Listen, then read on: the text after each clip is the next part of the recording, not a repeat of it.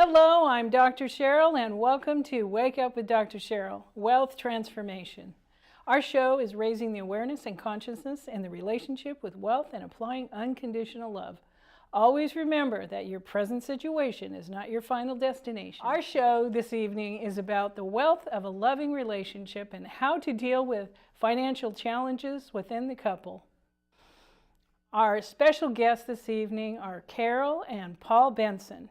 Cheryl is a speech-language pathologist, relational communication disorder specialist, and author.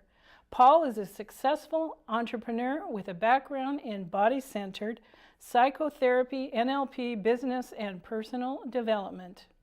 They met 12 years ago and got married in 2006, just in time for the 2008 economic turndown. Together, they've weathered the storm of some pretty scary challenges like losing two multi-million-dollar-a-year businesses, erased finances, and a pretty serious health issue. Ended up even losing their home. But all was not lost. They rebirthed themselves as entrepreneurs and discovered how to thrive in both love and money. They wrote the book, 5 Steps to Thrive, Reveal Any Crisis as Opportunity. The Bensons are international coaches, workshop leaders, and thought generators on a mission to support conscious relationships to demystify love in many life areas, including money. Carol's articles have been published in the Elephant Journal and elsewhere. Welcome, Cheryl and Paul. I've been so excited to have you on the show because my show is about wealth and the relationship with it and applying unconditional love. I thought this would be such a perfect example, you two, and having written this book about what you've been through and using tools. So please tell us, well, first maybe give us a little how you met and, kind of a wrap about, how you met and when you got married. And do you want to go first? Sure, I'll start. We met about almost 13 years ago. And actually it was a blind date. What's kind of funny is that before we met, I put out a message to the greater, whatever you want to call that, universe, God. Divine intelligence. I said, you know what? I don't know how to pick the right person for me. I always pick women based on my attraction, and I always get the wrong woman. So I said, you pick someone for me this time. Wow. So that was 6 months before we met. And funny, Carol did the same thing. Oh, wow. So see, zoop. so when we met, a friend of mine, I said to Solomon, you know so many women, just set me up. Let's do a double date with you and your girlfriend. So he got a hunch to reach out to Carol because he'd met her in Maui when she was doing some writing for a screenplay.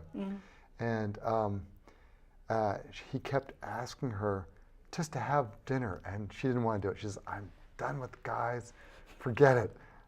And then she finally, at the 4th time, she said, okay, I'll go out. So you really needed a nudge. Right? So that's how we met. It was a blind date, but we were so well matched, it was like friggin' scary. It's like terrifying. So do you want to add anything, Carol? Yeah. You want to add anything about that? Or? Yes. It was interesting because about 6 months before Paul and I met, I did the same thing because I was out of a marriage and had started dating again. I have 2 sons and found that, oh, wow, I'm getting the same kind of results as when I was in my 20s. And I think I'm just really happy being by myself right now and living a full life. And I didn't really need anybody to complete me. Yeah. So when his friend kept calling me, I said, thank you, but no thank you. And finally he said, it's just dinner. Can't you just come and have dinner with us? Not yet, anyway. I said, all right, will you leave me alone then? And he says, yes, I promise. And we met. And it was really amazing because at the beginning of our relationship, it was just effortless. And it was as if we were having a conversation with ourselves.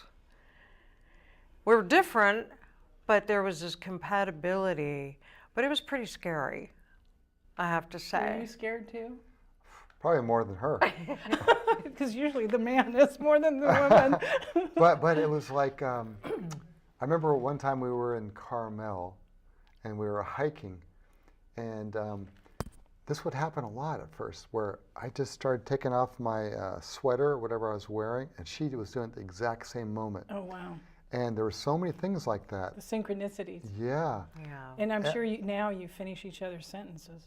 Well, we know what each other's They're feeling thinking. all the time. Yeah, yeah. You know, I know how her day is. She knows how my day is. Yeah. You know, we're just in touch with each other. Simpatico. Yeah. So, yeah, so it was just scary to meet someone that had the same dreams I had. That was, for me, what was Yeah. scary. And to be met, I mean, that's the thing that really impacted me, to feel that this person was completely showing up for me in all ways. And yeah, and that's really what's gotten through a lot of the things that we wrote about in our book. Well, with that, since our show is about money and wealth, not always about money, but wealth is money, can you give the viewers some tips about your firsthand on how, when you're facing a series of financial crises and what you went through? Well, maybe we should talk about what our life was like before everything kind I of. think, yeah. Oh, to lead up to that. So Okay. do you So want to start, or do you want me to start? Sure, I can start. When we met, it was really, there was a lot of financial flow for us. We were at the stage in both of our lives and our professions where retirement was definitely a possibility, and we were even starting to look at rental properties. I mean, it was just To buy. easy, to buy, and it was just, there was flow. We were traveling, we were saving, everything was easy. And then we got married in 2006. 2008, many of us know what happened. Yes, I do, firsthand. And so for the first time in my life and in Paul's life, money became hard. It became hard. And we're both looking at it going, what is going on here? This is not how we thought it was going to be. And So how did you feel during that time? So, well, what ended up happening is that I had two multi-million-dollar-a-year businesses that just like the spigot of money just all of a sudden like dropped. And so I was cutting my overhead as much as I could, and I just kept them going. And I funded the businesses with my 401k and my savings, because I had 30 employees. I didn't want to just fire them all. Yeah. So we went through a radical downsizing. We ended up losing our home. Yeah. And so it was challenging. So you asked, how did we feel? Sometimes incredibly scared, but the thing is that we championed for each other. That was the basis of our relationship. Yeah. So I don't get scared about Carol being great and being wise, because she is, and she doesn't fear that in me. So we actually support each other being great, individually and in our relationship. So that was the foundation. So how that do you helped do us. that? How do you nurture that? Yeah. Well, I know when we were going through some of the financial, it looked like on the outside loss. And it felt like that at many moments where we couldn't sleep at night. I'd wake up in the middle of the night with this anxiety Like attack. panic, Oh my God, we're going to be homeless. What are we going to do? My sons and Right. the cat and the dog, what are we going to do? Where are we going to be? And it was really scary. But I think what we did is because we champion each other. And what do you mean by champion? I just, for the viewers and the audience, I just would like to get how you would explain that. How, We don't fix each other. That's not our job. Amen. We don't teach each other. That's not our job either as partners. But what we do is we facilitate.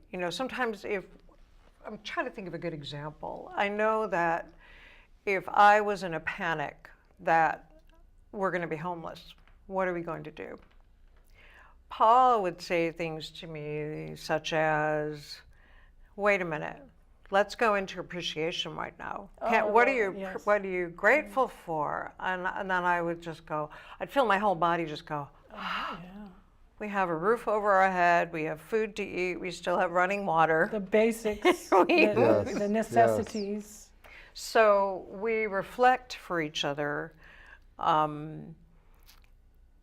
a little bit of the truth of where it is right now. Because oftentimes what I have learned about myself is when I go into fear and panic, I'm worried about the future. Exactly, I understand. So when you say truth, you're dealing with what the present situation That's is right. right now.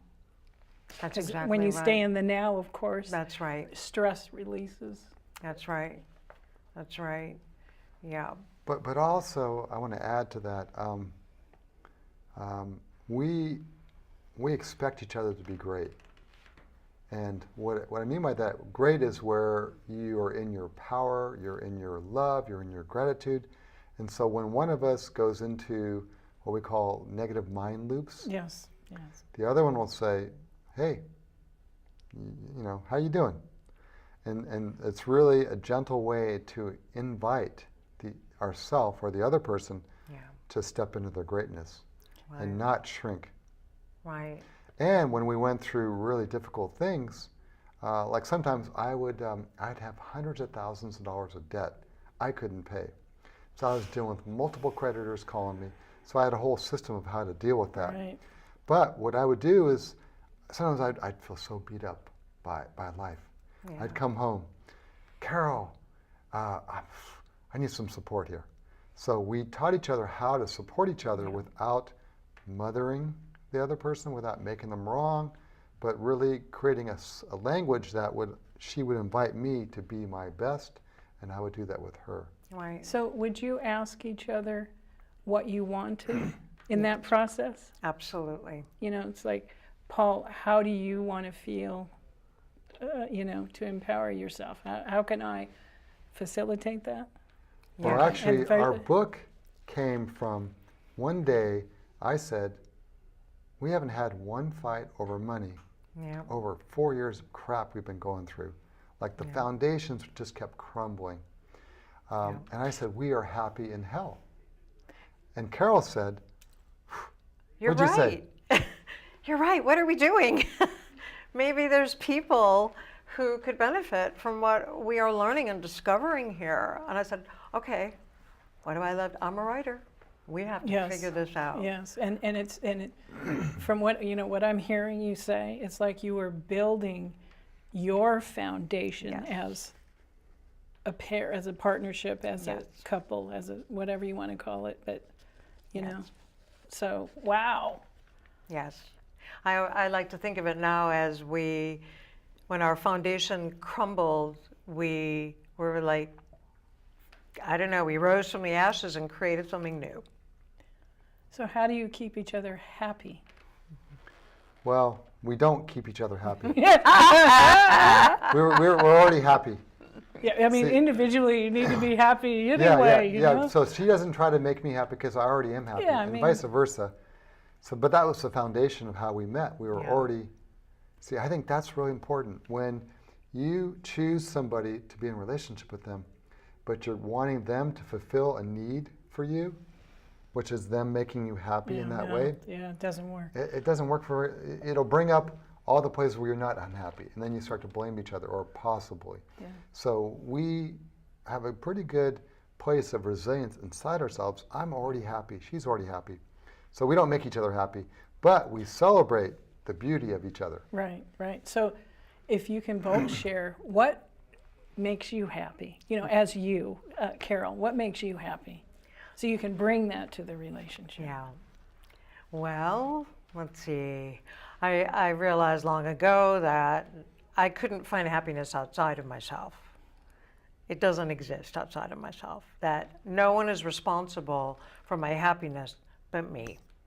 I can certainly have people in my life that add to it, but I'm the one. And I actually like playing this game with myself. Well, please share. This is I play a game with myself. Just And one? I do. But I like to feel joy, and that's just part of my nature. So when things are challenging for me, I will actually look outside of myself. And it might be as simple as, look at this flower. Oh my goodness. So I take myself out of that story I'm telling myself about this, whatever the stress is. And I see if I can shift where I'm at emotionally. And by being grateful or finding joy or in the beauty of simple, it could be as simple as, I love the color of your boots. It doesn't matter what it is. right, but it's taking your attention away from That's that what I do. negative thing that's going on. And then I just feel, I'm so happy to be alive. And that's what I do. I challenge myself. Yeah. And what about you? How do you? I'm sure you both have your own unique way.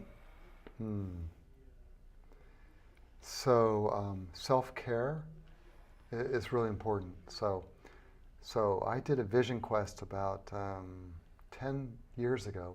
Did you go in the desert to do it? Well, I actually did one in the desert, but this is another one I did with about 8 people out in Sequoia National Forest. Bear Valley, which is a place that yeah, most I people know. don't Beautiful. go there because you have We to used to get have special a cabin permission. up there. Oh, interesting. Yeah. So I went out there, and there's a part where we do a solo for 4 days. So I was doing that, and I realized I needed to do a vision quest every week. So ever since that point, I do a vision quest every week. So what I mean by that is that's not maybe a true vision quest, but it's where I go off into nature, don't take my cell phone for 4 to 8 hours, and I just relax. I contemplate. So that's important. That creates a place of balance. Absolutely. Second thing is that I have a practice so that every morning I do something, whether it's running or qigong or yoga, questions I ask myself. I do that every morning before I leave the house. That's my religion. Yes. And it's a way just to balance and really find my own appreciation. And so now it's like I do that. Like today, I was texting Carol. I was eating a beautiful sandwich up at in Sebastopol, and I just said the simple pleasures and texted her because it was such a beautiful pleasure having a beautiful sandwich on a foggy, rainy day. It was like exquisite. So you probably do that intermittently all the time to support each other and give that happy uplift. Yeah. Yeah, that's wonderful. Yeah. Definitely. Oh, well. Well, I'm going to read one of your questions here. With your finances being so impacted, was it hard to still see yourselves as thriving? That's a good question. That's a good question. Yes, thank you, Carol. There were moments when I doubted it because I would find my fear just kind of pulling me along to surviving. And when things change, you do have to survive. I mean, that's a given. But what I found is that if I was just struggling to survive, I was forgetting to appreciate life. And so when I could include thriving in that, it didn't matter if we recouped all of our finances. That's not what thriving is about. Thriving is about really appreciating your gifts and how you can support people and life. That's what it's about. So I know that there were moments when I doubted it until I just said that aha moment of, wait a minute. And you're human. I'm human, yes. We're all human. That's right. And it's I know someone that I know said the fear storms, Yes. but they pass. Yeah. Yes.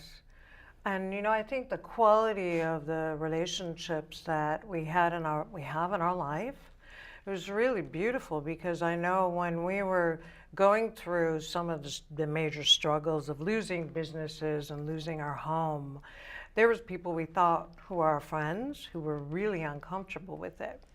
And well, you do find out who your friends really Yes. are when you go Yeah. through challenges. That's Yeah. true. Yeah. yeah. And And I have to say, it hurt.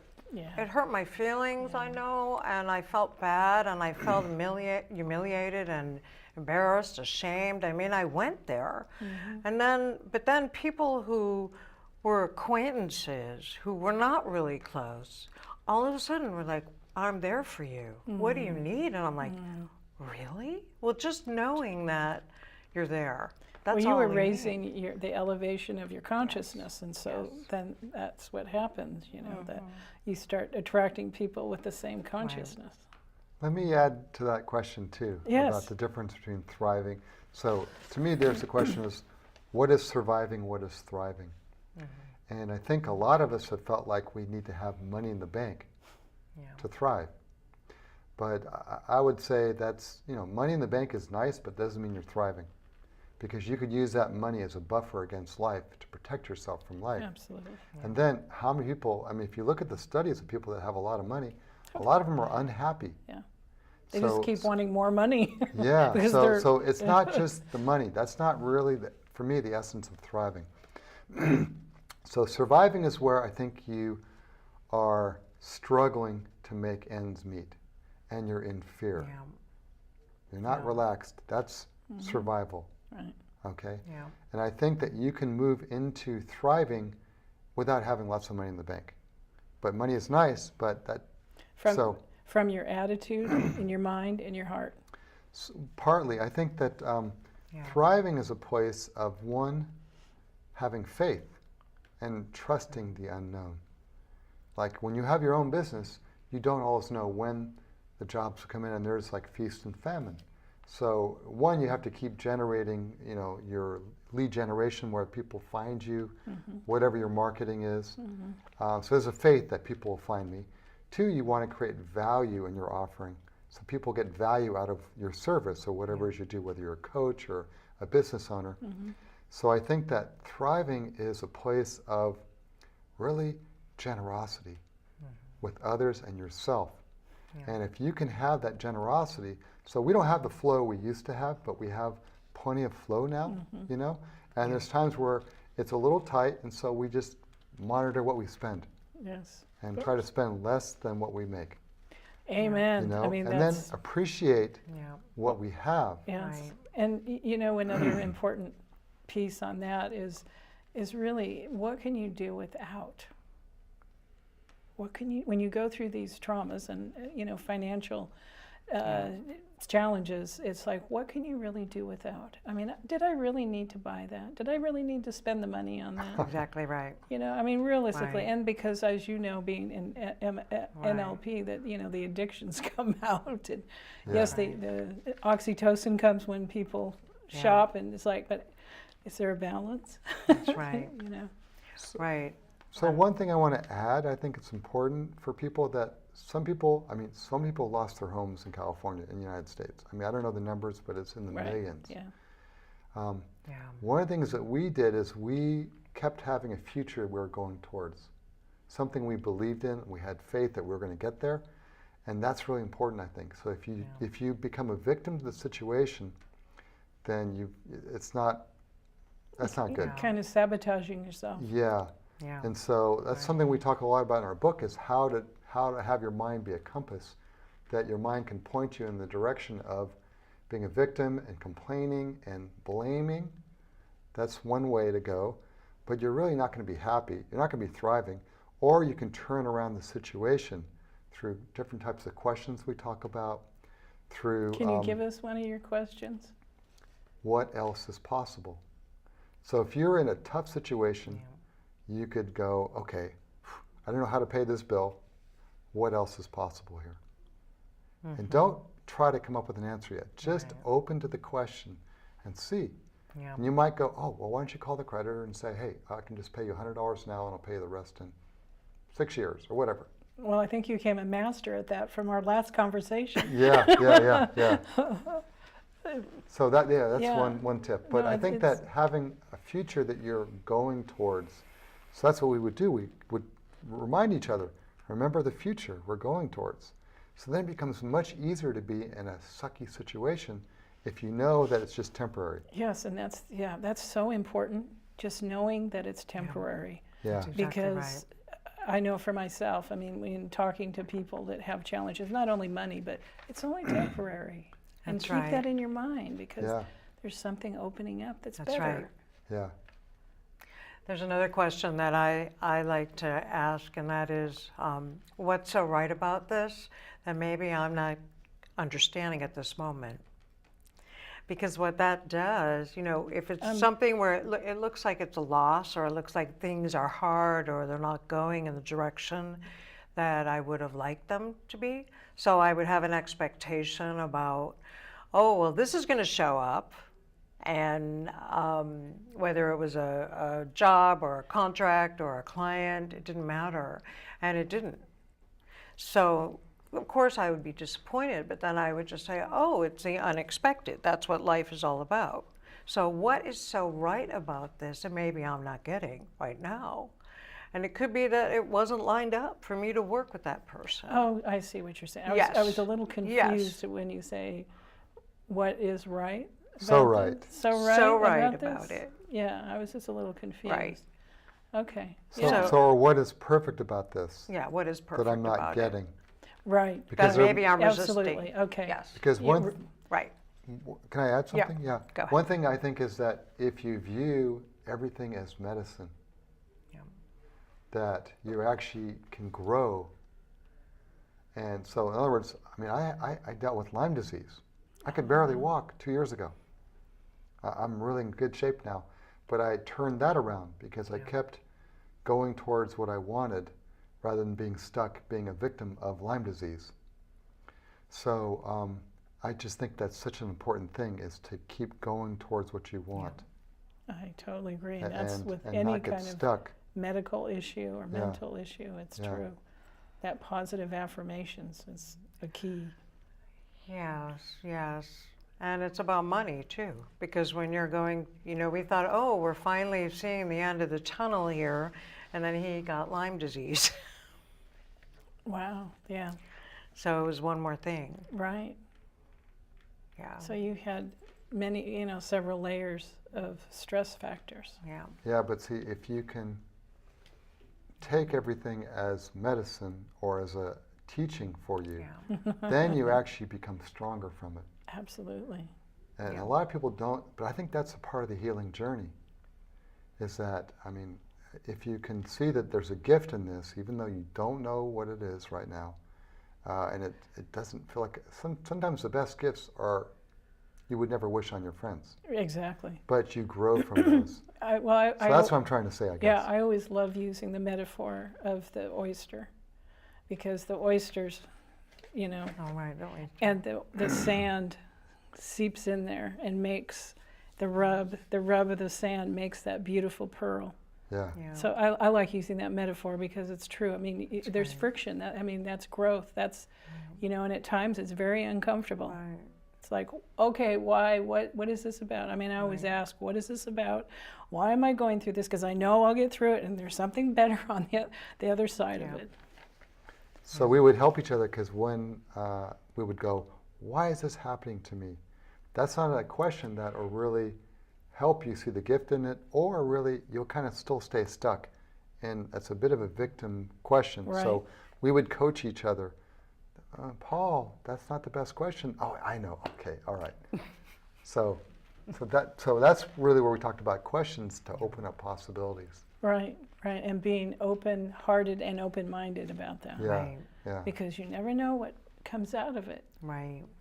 Right. So And it's kind of tricky at times, because when you're in it, when you're stuck in it and you're really thick in it, you feel that emotional response. And so you feel the hormones are kicking in because it's triggering your stress hormones. Right. And you can't think clearly when you're that way. That's why it's so important to just Absolutely. stop yourself and say, okay, what am I doing to myself right now? So you need that awareness, and then I go meditate. and That's then what I do. Yes. To And stop. the tools. To stop. So one thing is, I think I want to be clear that it's not just positive thinking, because I think, like when I'd have really hard days, Carol, you would come to me and I would say, I want to just be with this for a little bit. I don't want to get out of this place yet. Yeah. So I would just stay with that depression, that whatever, that frustration, that anger, stay with it for a little bit. And just kind of almost like lean into it. Yeah. So that's different than positive thinking, which positive thinking can be a way of avoiding uncomfortable situations. So I want to be clear that that's not what I'm advocating. Right. Yeah. Now, we're really talking about be real, but at the same time, don't be a victim of the situation. What can you do to move forward? Right. Right, but it's important to Yeah. acknowledge that you get depressed Yeah. or anxious or Yes. angry. You know, I mean, that's human nature, Yeah. you know, It is. but not holding on to it. And Right. just Yeah. like for myself, I just like, okay, I'm depressed. It doesn't happen too often, but I Right. you know, but I allow myself to feel that. Yes, and then exactly. and then it just kind of fades away. Right. Yeah. Right. So Yeah. when you both felt embarrassed and humiliated about your drastically changed circumstances, what approach did you use that might help others? Let me tell our story of our house. Is that a good story to tell? Okay. All right. So I had a bankruptcy, and we just lost our house, and we had about a month to find a new house. At this point in Marin, there was about 2% vacancy. So we would go and look at a house, and we'd have our credit reports, and we kept getting turned down right and left. So this is a tough situation. This was a little over 3 years ago. So Carol came up with a great idea. Do you remember what you did? I do. I said, okay, what else is possible here? Because this is not okay. It's the first time we were renting. Between us, we had 5 homes before then. Right. So here we are renting, and everyone's turning us down, and the clock is ticking. So I said, all right, we're just going to be honest. We're going to be vulnerable. We're going to be completely honest and truthful, and we had a different strategy. So what we did is I wrote a letter of our story, basically, a 1-page letter, and I walked in to the next house with Paul, and one of my sons was with us, and we said to the lending agent, this is our story, we told him. Is it a deal breaker? Tell us up front. And he was the only one who said, no, not necessarily so. The other realtors, the other lending agents we had worked with would say, oh, no, no, no. But their body language was telling us something else. So they weren't really being honest. Right, but we knew because we could feel it. Yeah, It's like, of oh, course. well, we're not going to get that place. Right, right. And so he said that there was another family looking at the house. And he said, fill out the application and get it to me as soon as possible. And I said, it's in our car. So he walked outside, and I give him this pile, Our credit reports, everything. everything, yeah, with a yeah. letter on top. Right. And he says, okay, I'll review it. So he said he would let us know in a day or two. So the next day we didn't hear anything. And I'm thinking, oh no, what are we going to do? Where are we going to be? We're going to be on the street. Oh my goodness. And we get a phone call that he read the letter that I had written to the owner of the house. Oh, wow. And she said to him, what are they like? And he said, well, I met one of their sons with them, and they are really good people. They're salt of the earth. I think that's how he described us. And she said, give them the house. Yay. So Yeah. vulnerability doesn't Yes. have to be something that you become a victim to or you're embarrassed. It's strength. And you're walking through your fear Yeah. Absolutely. when you do that. Yeah. Exactly. Right. So that's one way. We've had many stories like Yeah. that, but yeah. Well, do you want to That's share one another story. one? Well, one thing, I think a lot of people have debt that they might be following them. Yes. So I have a great way Oh, that I would deal please. with creditors. Because at one point I had probably a couple $100,000 of debt I couldn't pay. But I felt like I wanted to be integrity or have as much integrity as I could. So at that point I was getting probably 3 calls a day from creditors wanting their money. So if I just kind of answered the phone and didn't know who it was, I would get caught into that world of, I don't know how to pay you. I said, Yeah, that's not a powerful place. I'm not going to No. do that. So I would let the phone ring, go to voicemail, and then each day in the morning, I'd pick a time and I'd pick 1 or 2 creditors I would call. And also I knew my cash flow for the next 2 weeks. So I would go, okay, I have $2,000 I can spend on debt, on top of my bills or short-term bills. And so I would call up one of them and say, hey, I want to call you up. And I'd say, here's what I can do. I can pay you $100 in a week, and that's all I can do. Is that going to work for you or not? 99% of the time, they loved it. And they said, thank you for calling me back. And I kept my agreement. Or if I couldn't, I would call them back and say, I can't do this now. I'll change it. So that's an example where you are in a situation that's not what you would love. Yeah. It's not not what you pick for yourself. No one thought we'd go through that, right? Yeah. But you create a scenario that takes care of their needs with what you can do. Yeah. But you first have to own that this is all I can do. Exactly. Yeah. And there's probably a lot of shame that, we all went through of, I wish I was in this position, but you are. Yeah. Okay. So what did you do to help yourself get through that shame? Well, one is the process of supporting each other, but Yes. 2 was seeing that this is part of my mastery. Everyone was becoming my teacher for me to become more of a master. So I'm in gratitude that I owe them money. I mean, I'm grateful that I got Lyme disease because I am so much stronger and have so much more compassion for people Yes. that are really weak, that you take a shower and you feel like you have to take a nap after taking the shower because it's so hard just to stand up in the shower. I know what that's like now, which I didn't before.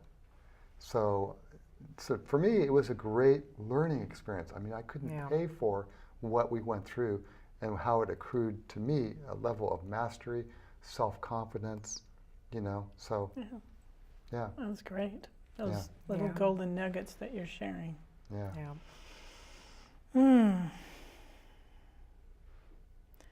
I'm going to read this other question. I wouldn't have thought about this, so this is another good one.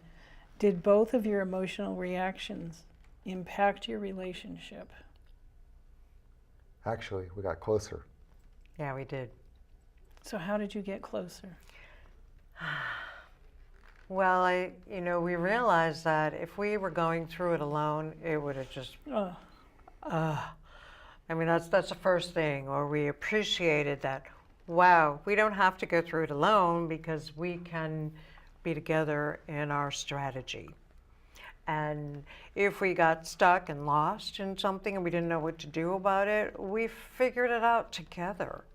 Yeah. And if one of us was kind of clueless, then the other one never failed, always got it. So, and through that process, we developed all these amazing skills.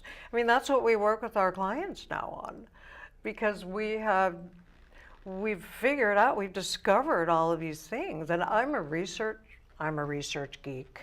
I love researching. So I like to know what's going on in the brain neurologically, cognitively, that our reactions cause this response. And so we've used a lot of that to really help guide us. And so I would say that, wow, we were close before, and it's amazing, but we keep refalling in love every single day. I love it. Despite, what the heck we've been through, which is like Rome falling down around us and the rugs being taken out and our whole foundation was gone. Do you think that is, of course that you support one another, but do you see like new, how should I say this, like a new facet of each other when you're going through this, so it makes you appreciate each other more? Yeah, that's a great question. That is Well, let me add one piece about what happened for me when I was going through things, which will answer that question too. I think that for men, having your livelihood together, your money flow is so much a part of your identity as a man. Oh, yeah. So it's challenging for men, I think, when Oh, you're not making the kind of money you used to make, So for me, that was powerful that I could share with Carol, hey, I feel like a failure here, you know, and I would just show my weakness with her, okay? Yeah. And to be able to show your weakness with somebody and have them not judge you, but just to hold space for you, is really powerful. Yes. So that's a place where you got to see that of me, but also I got to be supported. Yeah. And then sometimes, Safe, feeling safe. yeah. And then I would coach Carol, like if she was like, it was a little bit of too much mothering, I'd go, no. Well, Don't yeah, mind yeah, I me. want to talk about which is that easy piece. to do. Yeah. I'm 'Cause guilty she's a of mother it with too. two sons. Yeah. So the communication is really important. Very. So to ask for what you need. So you don't have to, you can really have the relationship support the growth of each other. And having the healthy boundaries. Yes. And Yes. I have to say, along with what Paul just said, is when I could see that he was really struggling and feeling horrible. I mean, there was days he would come home beat up. I mean, emotionally beat up, and he would just, his energy, you could see it now. He's a pretty vibrant being, but he'd walk in the door, and it was like. And I would feel him, and my heart would go out to him. I'm like, I don't want to see him suffering like this. So my tendency would be, what can I do to fix you? Yeah, we got to stop doing that. Can I make you better? What do you need? What can I do? And he would say, just let me be where I'm at right now. And at first, it was so uncomfortable for me because I felt like, it wasn't about being needed by him, maybe a little bit, but I think for me it was, well, what do I do? And so really finding that place in myself just to be quiet and being comfortable with just being where it's at, where he's at. I cannot make him go any faster through it. No. So what can I do? And I think me just paying attention to what was coming up inside of me, not making him wrong, not trying to speed him through the process, deepened me in many, many different layers. And I really feel that by me stepping in and doing that, and by him claiming what he needed more, we got closer.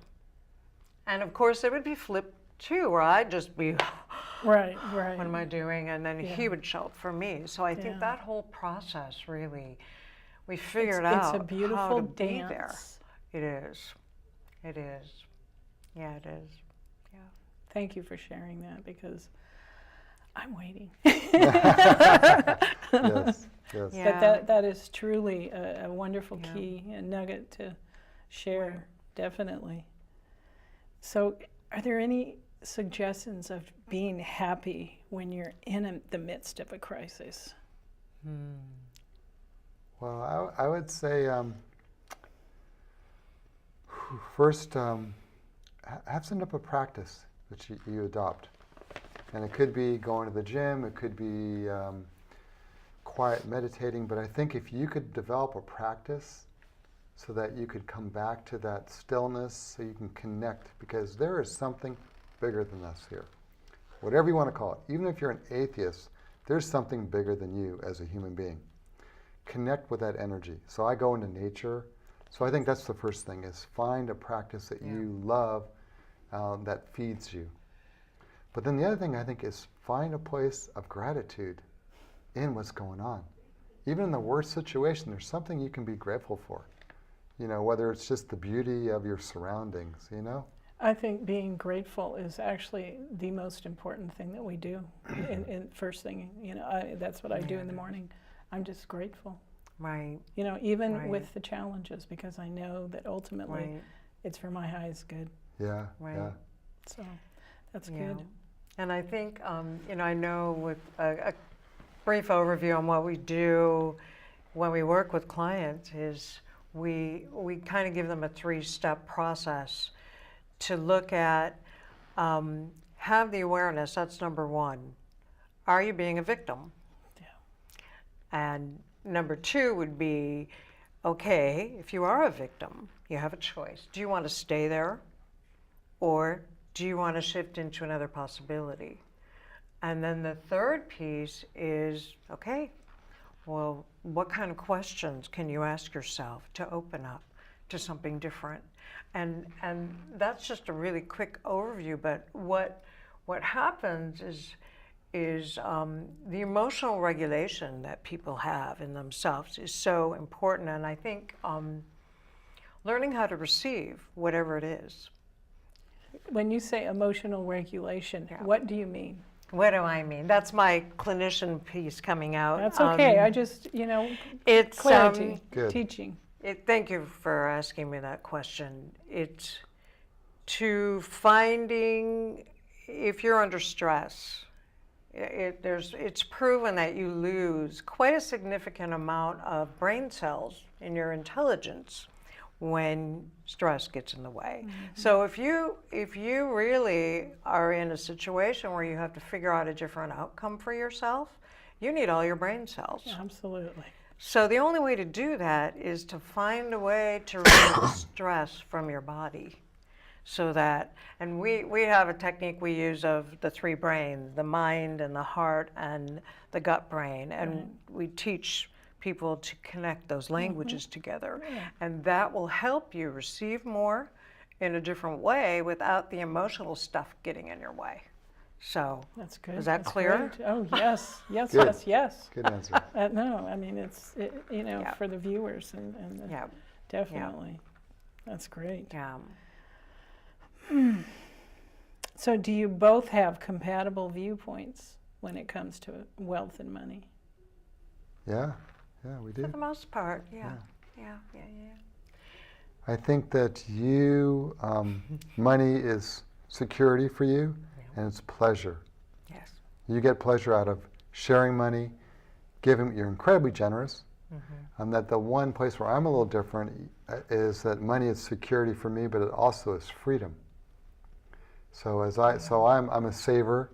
We have savings now, and to me, the more I create of money, the more I have freedom to be able to serve others or take a break from the business of life. So that's one place where we're a little different, but we're pretty darn we're close. pretty compatible. Yeah. So would you change anything there? No. No, I like that she's different than me. Yeah, I mean, otherwise it might get boring. Not really, but I think one thing that I just want to add about the money piece and the compatibility is when we were finding that we had to really be more mindful about where we were spending money when things changed. I just realized that, money is just, it's a currency of life, and it's how do we relate to money? How do we relate to money? You have a relationship with money, just like you do with people. Right. That relationship is pivotal, and it's how you receive it in you. And it's okay to claim, hey, I miss you, money, and I'm ready to have more of you in my life. Yes, to ask the universe for more. right. Yes, thank you. That's right. Yes, I'm grateful in advance. Right. Because money's energy. It is Yeah, energy. Totally. It's complete energy. It's just, yeah, absolutely. So, and it is necessary in our society. Yes, it Yeah, is. it is. know, It I is. mean, Yeah. It There's is. no getting around it. So That's right. Even though many centuries ago it wasn't Right. around, but Right. and it's been abused. Very. Yeah. Oh, yes. I mean, that's what my Yeah. show talks about. But Yeah. I yeah. am That's just so right. happy that you two came on the show because I think this is so valuable. Because I do know that one of the highest reasons for divorce is usually Yes. finance, and it goes deeper than that, of course. But Yes. Yeah. it's Yeah. they say money is the root of all evil, but it's really not. It's the people, how they have that relationship with it. That's right. So Yes, exactly. and if the people Right. aren't evolved enough or aren't willing to grow enough in that process like you have, that's why Yeah. I wanted you on the show, because I think you're a wonderful example Thank you. of the true love, for one, and getting through these challenges. Yeah. And there's a power, I think, money is not power. It's not power, and I think that's where it's been misused in our definitely. culture. Yes. That's the true power. The true power is your heart. It's Absolutely. vulnerability, it's relating, it's Absolutely. receiving, it's connecting. Absolutely. And when you can do that. Is there, or are there any wonderful little last things that you would like to share with our viewers? Well, one thing is we'd love to share our book with your viewers. So I think that your production team will put on, there's a number they can text. Yes, yes. And then we'll send everyone who wants a copy of our book, an ebook. So as a Great. way to say thank you to your audience for listening. Yeah. And Thank you That's so one thing, much yeah. for having us on the show. Oh, no. Pleasure. I've been looking forward to this since I met you last week. And thanks to David for introducing Yes, us. right? yeah. Because I think that this is so valuable. Yeah. So valuable. You know, I guess the one thing I want to say is that, you know, if you're in a tough situation, I'm talking to the viewers or who might be, Right. be easy on yourself. You know, I think a lot of times we get hard on ourselves that we think, why did we get here? Why did I do this? Yeah. That's not going to help. No. Yeah. I mean, No. maybe there's some insights you can get, but Yeah. be easy and gentle on yourself. And there always is a way through it. Always. And it's not going to last forever. It's not. the temporary. Right. It might last Temporary. longer than you'd like, Yes. but it won't last forever. It's temporary Temporary. It might be a long temporary, but because there's enough. There's really enough. Oh, there's more than enough. There's more than There's, enough. you know, That's right. I've shared this many times, but That's the right. last calculations I did, and because I'm a numbers person, is that there's enough money circulating on the planet for every 10 billion of us, the babies in Africa and India, Yes. to have $8 to $10 million apiece. oh And my that's goodness. and that's Wow. how it's so out of proportion. Yes, it where is. the 2 to 3% have all the lion's share Yeah. of Wow. it, you know. And Wow. I wish that they would all get that, so they would, you know, help distribute the wealth. Yes. You know, and I know there are people that do that are wealthy, but there's Yeah, a there lot are. that are in that fear mode, and I've met several of them that are in that fear mode. Right. You know. Yeah, well, that's why we're saying that's not real thriving. No, That's it's why not. we need to change our definition of what thriving It's is. stingy surviving. Absolutely, Yeah. and it's mostly in here, in their heart. Yeah. But I'm just, you know, thank you so much. You're Thank you. welcome. You Thank you know, for and having please, us. if there's anything else that you'd like to share. I don't know. No. Well, You're good? Are Do you? you have anything you want to share? I'm thinking we've covered so many Okay, things. good. Well, I just want to make sure because, Yeah. you know, this is an opportunity. But thank you so much Thank for being you. here and sharing. And I Thank know you. this is going to help Right. a multitude you. of people. Good. And writing this book was such a journey for us, really. And writing it together and collaborating was beautiful. Oh yeah, the was dance. really- It The was. dance. It was. Yeah, that's also something I think that we have that I'm very appreciative in our relationship is that we have 3 businesses, and one of them is Demystify Love. So it's helping people shift their relationship with love and also money. Yes. But that there's a focus we have to give, so it's not just about us, not just Yeah. about our retirement Yeah. and our life, our little nest egg. That's not what really motivates us. Yeah. So we have a motivation to try to find a way to help others. And And that's powerful, I think, if Yes. a couple can do that. oh Some way that they're doing something which is more than just them, yes, it's to give back in some way. amen. Whatever way they Amen. want to. Yes. It's distributing love. That's what it is, Yeah, a and relationship. I bet you didn't have this wonderful wisdom before you went through what you've gone through, or maybe Well, we it had a was little just, bit. Yeah, well, I'm saying, We got a little bit more Maybe. now. This much. Maybe we have this much now. I don't know. yeah. We're still beginners. Hey, we're all, you know, we're all learning, we're all evolving. But That's thank you right. so much for sharing. Thank you. And coming You're on the welcome. show. You're Thank you so much. That's a, Thank you, audience. I'll leave you with this. Self-discipline is a form of freedom. Freedom from laziness and lethargy. Freedom from the expectations and demands of others. Freedom from weakness, fear, and doubt. H.A. Dorfman. He was an American mental skills coach. Remember the 4 Agreements by Don Miguel Ruiz. Be impeccable with your word. Don't take anything personally. Don't make assumptions. And always do your best. Wealth is the ability to fully experience life by Henry David Thoreau. Thank you, Marin TV, for facilitating our show, and especially to my crew, Eric, Brad, Ginger, and Jack. Thank you. Please support and become a member of Marin TV. Bye for now until the next time.